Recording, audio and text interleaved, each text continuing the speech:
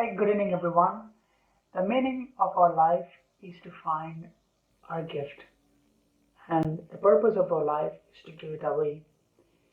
The purpose of this video is to give a message about Disciplined Agile course, which I recently completed through ProThoughts.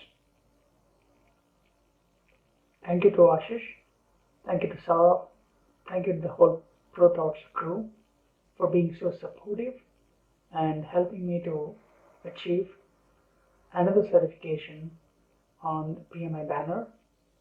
And my association with ProThoughts has been there for more than 5 years now.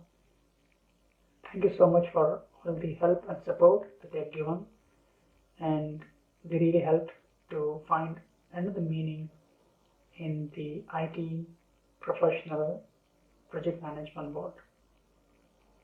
I would like to end this with some notes from PMI website, and that's all about business agility. Well, we all know business agility doesn't come from the prescribed framework, it comes from freedom. And Disciplined Agile gives all the freedom to choose your own wow, and it gives you a solution that enables you to be able to make the decision in the rightful way.